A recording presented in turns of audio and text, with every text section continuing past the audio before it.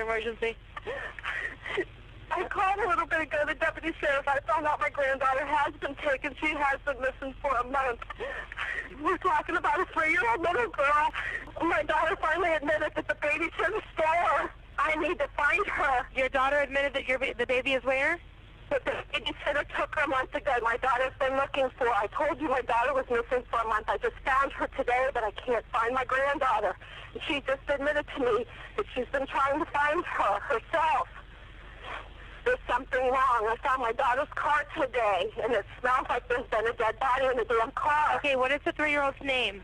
Caylee, Caylee Anthony. The death of 3-year-old Caylee Anthony is considered the case of the century and is also considered the most thrilling case in American judicial history. The 3-year investigation surrounding the first suspect, who was the mother of the victim, closed with a verdict that shook the whole United States and made the public extremely angry. Caylee Anthony was born on March 16, 1986 in Warren, Ohio. She was born into a middle-class family. Her father, George Anthony, a police officer, and mother, Cindy Anthony, a nurse. She has a brother 4 years older than her, named Lee. Around 2000s, her family moved to Orlando, Florida. Since she was a child, Caylee has often lied, but her parents just clicked their tongue, thinking that all children too lie to avoid being beaten. But as she got older, Caylee lied more and more. Caylee had a talent for speech and natural ability to lie, and almost everyone believed what she said. Caylee is a lively girl who loves to have fun and party. Since high school, Caylee had been going to bars all night, almost every day. She brought home a new boyfriend every few days.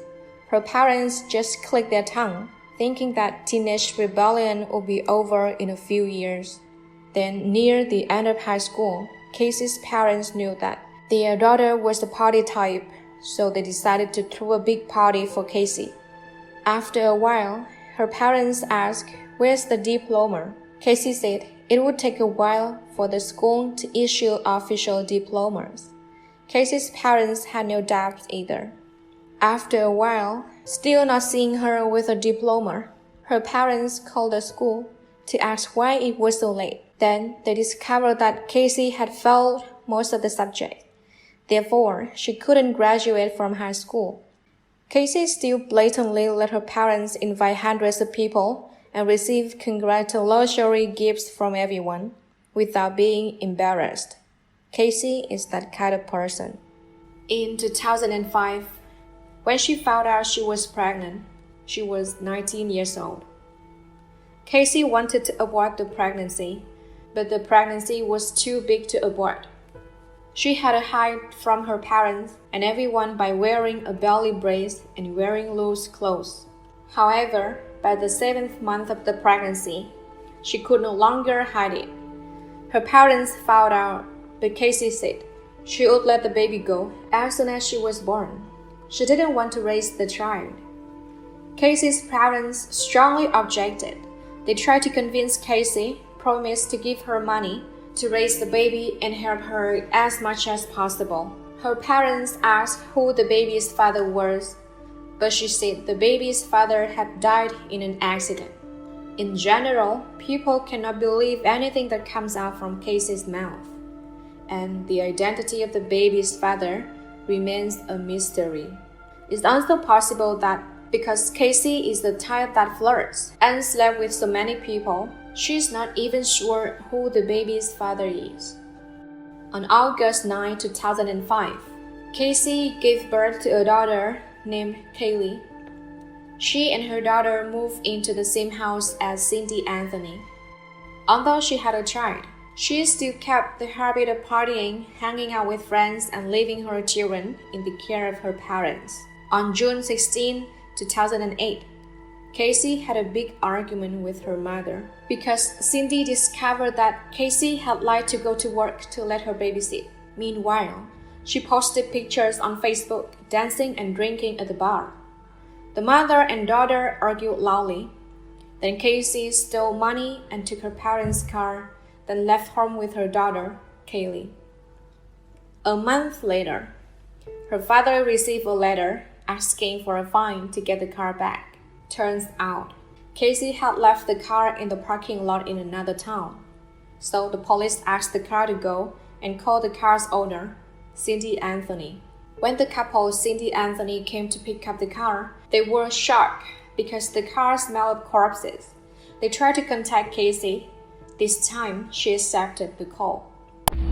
She said she was staying with her boyfriend at an apartment building. Cindy rushed to Casey's place to visit her granddaughter because Casey had not allowed her to talk to her granddaughter for a month after leaving. Sometimes the baby was sleeping. Sometimes the baby was at the nanny's house. When she got there, Caylee was nowhere to be found. She questioned Casey, and Casey said, "Caylee was kidnapped a month ago." Too shocked, Mrs. Cindy called the police. Caylee Anthony? Yes. How long has she been missing for? I have not seen her since the 7th of June. Is your daughter there? Yes. Can I speak with her? Okay, downstairs. They want to talk to you. Answer the question. Hello? Hello? Yes. Can you tell me what's going on a little bit? I'm sorry? Can you tell me a little bit what's going on? My daughter's been missing for the last 31 days. And you know who has her? I know who has her. I've tried to contact her. I actually received a phone call today now from a number that is no longer in service. I did get to speak to my daughter for about a minute. Who has her? Do you have a name? Her name is Zenaida Fernandez Gonzalez.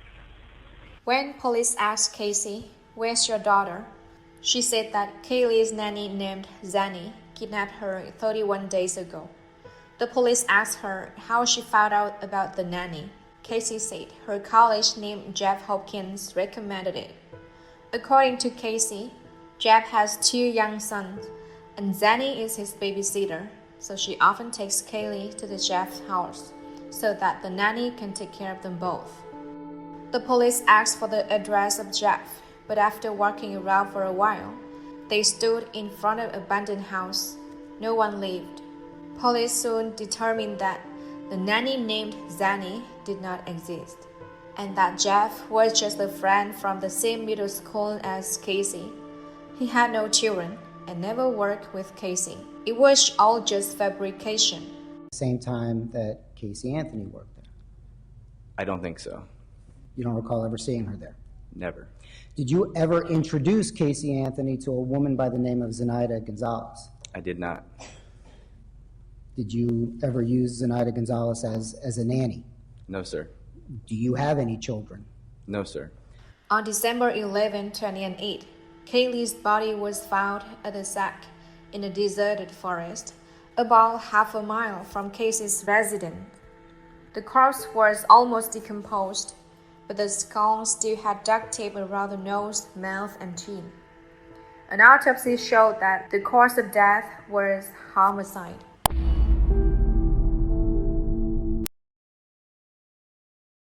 Casey did not notify the police when her daughter went missing. The person who called the police was Caylee Anthony, her mother. There is not a mother in this world who can be lenient when her 3-year-old child is missing for 31 days, without calling the police or asking for help fighting.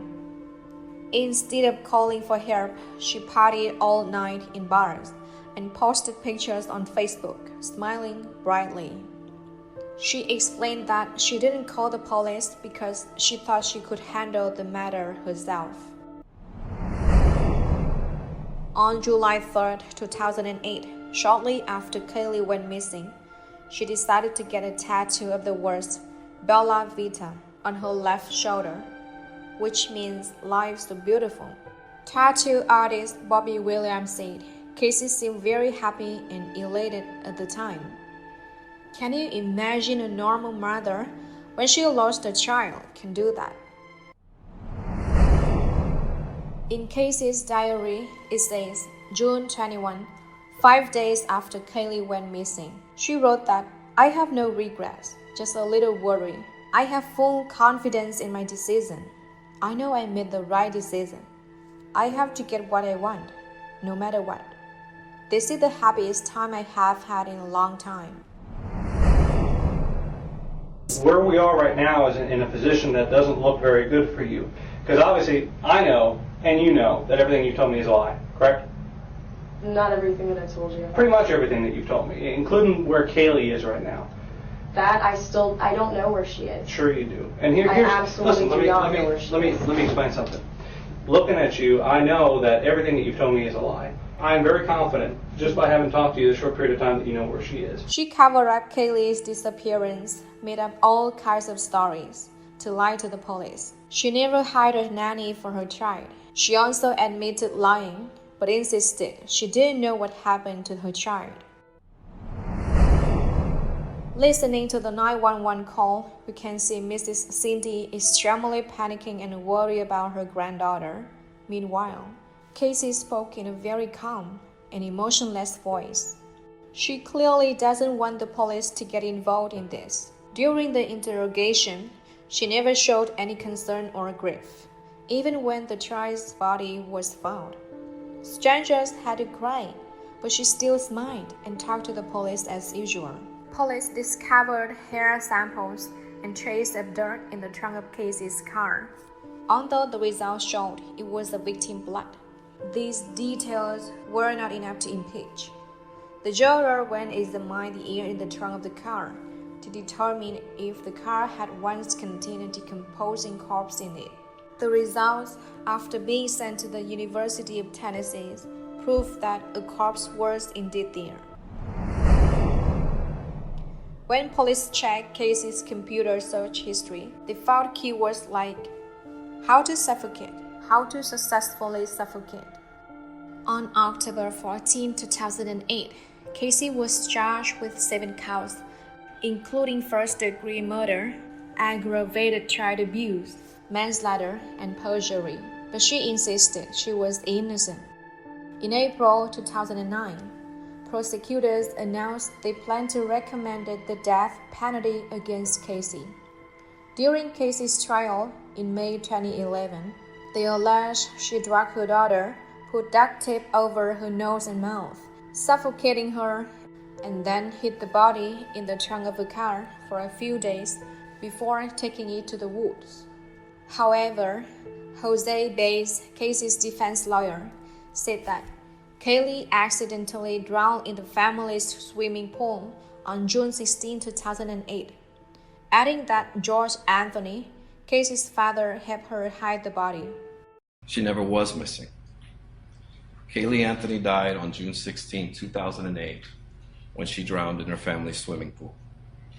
Well, the reason we're all here is because not of the commonality of this tragedy, but of the uniqueness of the family that it happened to. You will hear about ugly things, secret things, things that people don't speak about. Jose Baez also defended his client by revealing that Casey had been sexually abused by her father and brother, arguing that she hid her daughter's death in the same way she had remained silent about it for so long. Mr. George Anthony firmly denied Jose's allegations. The trial lasted for about 6 weeks. The final trial on July 5, 2011 was televised nationwide with huge viewership. People also filled the courtroom and crowded outside the court. After 10 hours and 40 minutes of deliberation, a 12-member jury of the 9th Circuit Court of Appeals for Florida announced Casey was acquitted of the charge of murder and manslaughter, only charged with perjury with a sentence of 4 years in jail and paying out $4,000. Casey was released on July 17, 2011, due to the time spent in jail awaiting sentencing. Jennifer Foot, one of the jurors, said they cried and felt heartbroken after the verdict was delivered. I'm not saying she's innocent, it's just that there's not enough evidence. If you cannot prove the crime, you also have no basis to determine the penalty. Casey's DNA was not found on the tape or anything else. Over 10 years later, juror says the case haunts them forever. because justice hasn't been served to innocent baby Caylee. One of the judges in the case said that every time he heard Caylee's name, his heart still sunk. However, for Caylee Anthony, she's clearly not obsessed at all. She took advantage of the public's interest to make herself a star, participating in many interviews. She stated that she doesn't care what anyone thinks. She lives a very good life and sleeps well every night. This is the most frustrating case to date. Like most people, I'm sure Caylee is guilty, but the truth is that she still lives loosely and bravely with life. Although Caylee escaped prison, she will never escape the judgment of people ever after.